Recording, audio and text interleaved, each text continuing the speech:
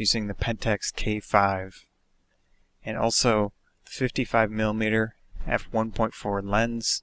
I knew we were going outside in the nighttime, so I wanted a fast lens. That's what I went with. I also knew there might be a little bit of snow, so that combo is weather resistant. I also brought my large tripod. This is a SLIK AMT tripod with a ball head. To my photos of that, I just took a few of the two guys I was with. Most of what I did there was some high definition photos. You take multiple exposures and then you piece them together in Photoshop or some other similar program. So my camera can do 5 exposures. I was doing that each time. So this is a conservatory at that park, recently constructed, very interesting looking. So let's first talk about some of the negatives, some issues that I had. You can see first off right here, this is one of the 5 exposures for a bracket that I was doing. Not straight at all, but more importantly this right here, these dots of light, that's due to the reflection of strong lights, especially in the nighttime, from either the lens filter to the front element of the lens, or just in the lens itself you get bad reflections. The lens flare type effect isn't a deal breaker, but it causes issues in post-processing, because you'll have to clean that up. Although if you manage your angles properly, you can avoid most of those types of issues. So you can see it's pretty strongly defined there. Overall, not too many terrible photos. I only used a few, which I'll show you the result after I'm done with the negatives. So right here, you can see this photo is blurred out. The focal point is right by his hood. Should be his face or his eyes, but for some reason I focused here. Might have been the camera, might have been me. And here as well, there's some blur. This is a blurred out camera. That kind of is distracting as well. So that's it for the negatives of that location. These 3 photos, pretty decent. That one just kind of shows what we were up to.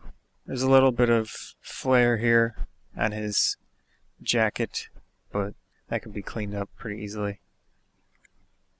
That one's alright. That one's pretty decent. It's extremely cold. You can see he's got his hands in his pockets. So let's go back to the HDR folder one more time. This is the result of a 5 bracket exposure. And then I used Photoshop to merge together the photos and tweak it. Of course it's pretty unrealistic looking, but it shows some nice definition. It's pretty interesting to look at. Let me zoom in here. Oh, that's not what I wanted. But this is actually the JPEG. I cleaned it up quite a bit. There was a lot of dark spots and things. I also suffered from that lens flare a little bit up here, but pretty easy to clean up in Photoshop. See some purple fringing. Kind of happens with the multiple exposures. You've got extremely bright photos and they kind of mix together with the rest of them. You'll get some of that unwanted fringing color. So the second area we went to was downtown of our city. It's a pretty good spot. It was a lot warmer than where the park was by the river. You weren't having those strong winds. And surprisingly, the artificial light was pretty good. So I'm starting off with the negative photos. You can see this one just didn't work out. There was some snow. It was cold. And I think I had the camera set on the ledge of the parking garage. We were at the top level, and this might have been snow, or it might have been my hand in this lower left corner. So that kind of kills the photo. Can't do much with that. Then here, this is just blurred. You've got some lens flaring issues or reflection issues. More blur. What I was doing here was I was using manual mode, but I was using the Pentax. It's called hyper manual. You can let the camera gauge the exposure, and then you can move from there with your manual settings. So I was tweaking as I was going. I'd get one or two initial exposures. If they don't turn out right, I just modify the settings a little bit and get a proper photo. But see, lots of blur. It was really late at night.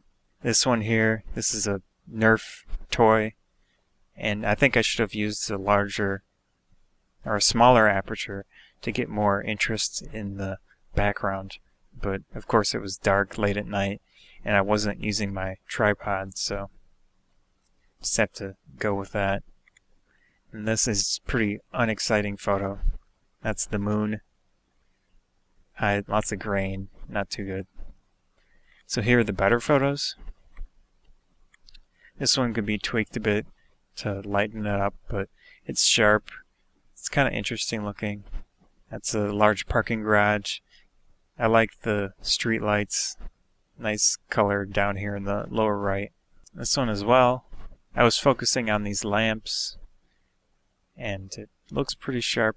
Interesting photo. They pulled out the Nerf toys again. You can see the snow adds a nice effect.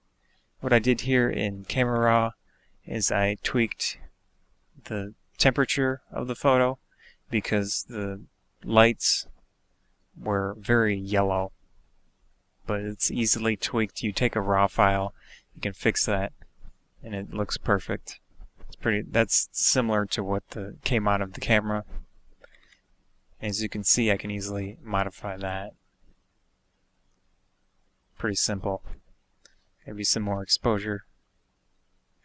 And that's why I shoot raw about 98% of the time. This one too is pretty good, nice and sharp. Simple framing, but I think it works with the two Nerf toys. So this one, some might think it's a bad photo, but I really like it. I think it's a pretty strong image. It's got some movement to it. Of course, his face isn't in focus, but what is in focus is his shoe down here.